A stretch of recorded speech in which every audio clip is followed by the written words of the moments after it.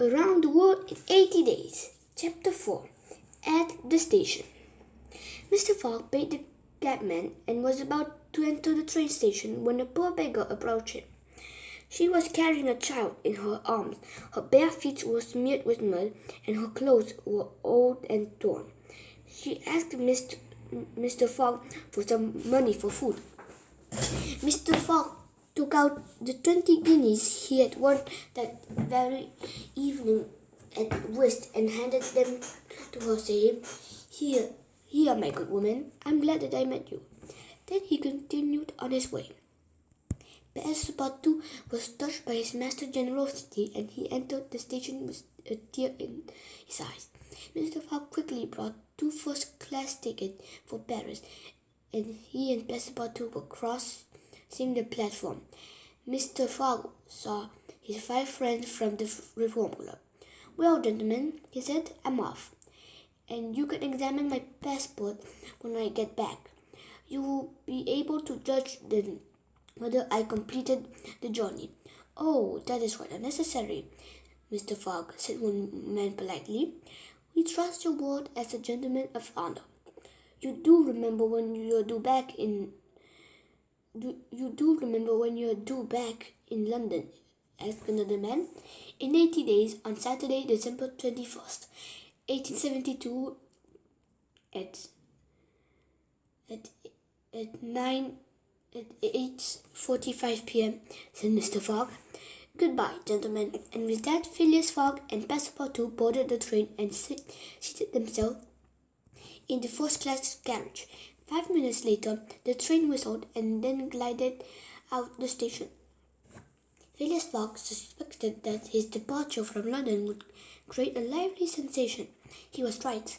The news of extraordinary spread through the Reform Club and sparked excited conversation amongst its members. The news quickly got into the newspaper around London, and the tour of the world was soon being talked about all over town. Some people supported Mr. Fogg and believed his journey would be a success, but many thought he was insane for putting so much money on a journey he could not possibly complete in 80 days. Many of the newspapers claimed Mr. Fogg's project was madness. Only the Daily Telegraph supported the adventure. Soon, the members of the Reform Club weren't the only one to place wagers on Phileas Fogg's journey. His name began appearing in the betting books as if he was a racehorse. 5 days after his departure, an article appeared in the Bulletin of Royal Geographical Society. Everything it said was against the travelers. There would be obstacles imposed by humans and by nature. Furthermore, Fogg's success would depend on the miraculous agreement of trains and steamers. Departure of arrival times, Mr. Fogg might be able to depend on trains arriving on time in Europe, where distances were relatively short. But when he was trying to cross India in 3 days and the United States in 7, transportation would not be as reliable. Surely there would be problems with machinery, trains running off the track, collisions, and bad weather. Still, as Phileas Fogg rode the train out of London, he was relaxed and confident in his first-class carriage, unconcerned about any of the problem that could interrupt his journey.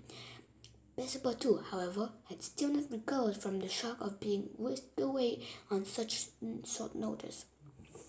He clung mechanically to the carpet bag filled with money and stared straight ahead without seeing a thing. As the train was speeding through Sydenham, just outside London, Passepartout suddenly uttered a cry of despair. "What is the matter?" asked Mr. Fogg. "Alas!" cried Passepartout, I'm in a hurry. I forgot." "What?" asked Mr. Fogg. "To turn off my gas in my room," said Passepartout. "Very well, young man," returned Mr. Fogg coolly. "It will burn at your expense." Passepartout looked down in embarrassment. It was his fault, after all. After arriving in Calais, they travelled by train to Paris and then through the Alps to Turin in northern Italy. They travelled Italy to Brindisi at the heels of Italy's boots, where they boarded the ship Mongolia and sailed for Suez. Passepartout's guidebook. So Mr. Fogg and I just got the train from Paris, France to Brindisi, a port in the south of Italy. That was what a long trip it was. Although I must say it was extremely comfortable. After all, it is known as the golden age of rail travel. Train travel is now more popular and comfortable than ever before. Train tracks first appeared in Europe in the 1500s, but the train was a wagon pulled along the track by horses in 1804. In 1804, an English steam engine pulled train cars with passengers for the first time. Early steam engines were often called iron horses. I'm just glad I didn't have to feed it the coal it needed. What a tough and dirty job. The first passenger trains were pretty rough. They seldom traveled more than 18 miles per hour. Passengers sat on the wooden benches, and meals were eaten quickly in dining halls at train stations.